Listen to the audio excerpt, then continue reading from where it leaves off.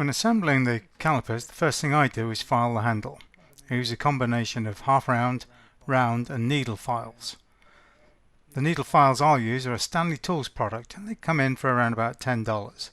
They help with the dressing of the end of the splits and sizing the square hole. The closer that you can keep whatever needs to be filed to the jaws of the vise, the easier it is on the file, the work, and you. Here you can see I'm draw filing, which is the file is cutting as I'm pulling it towards me, so make sure you've got the file pointing in the right direction. You might need to move the work out to the side of the vise to chamfer the edges of whatever it is you're working on. The tips of the calipers need to be filed to a half round, so they give an accurate contact patch, no matter where the piece to be measured touches them. Before we can make the rivet, we need to make a couple of washers. We use the washers to size the rivet. I'm going to use some 1/2 inch round bar for my washer.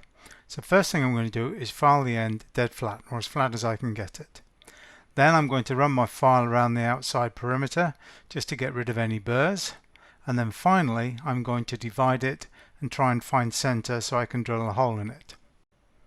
This is a tool that I find quite helpful. It's from General Hardware. It's a protractor, a circle divider, a drill gauge and a center finder, and we're going to use the center finder. As my bar is anything less than round, I'm actually going to scribe 3 lines and then have a look and see if my center is between any 2 of them or 3 of them. And you can see in this example that looks terrible. I think my center is off to one side of that, so I'm going to center punch just about there.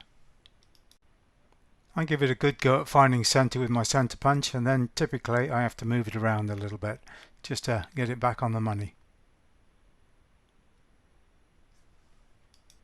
Once you mark center, we're going to chamfer all the way around the perimeter of the rod. The chamfer will help the rivet head blend in. I like these washers to be fairly thick, so typically I cut them about 1/8 back from the end. Does it matter if your cut is dead square to the bar? No, not really. It's just to your advantage. What is important to me is that the back is smooth because this is a bearing surface. So you can see here I'm protecting a file and I'm just going to rub this back and forth across the tip of the file, which seldom gets used, and I'm going to make the back dead smooth. Here's a comparison, the before and after, so the one on the left is the one that's been filed smooth. Before you start to drill, make sure the piece is actually proud of whatever it is you're going to be holding it under the drill press with. You can see here I'm pushing it onto a piece of plate and then putting on my vice grips or that type of thing. That way it's going to be resting on the surface of whatever you're holding it on under the drill press. The height of your rivet is a variable.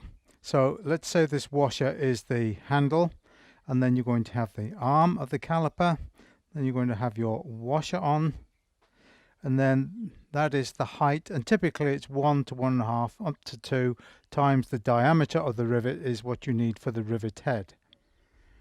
Making the rivet is easy. We start off with square, we knock these corners off to make it octagon, and then we knock the smaller corners off to make it round, and then blend to suit.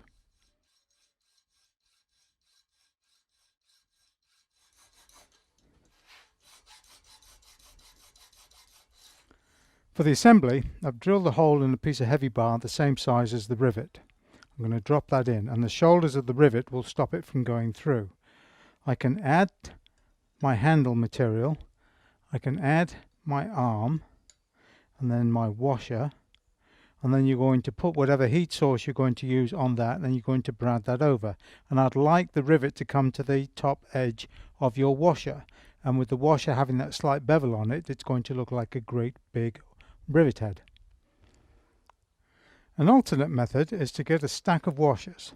The washers are the equivalent height of whatever that material is.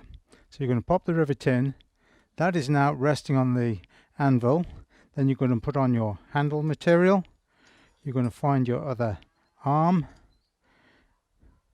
add your washer, putting pressure on this to make sure that it's flat, and then you're going to rivet that over.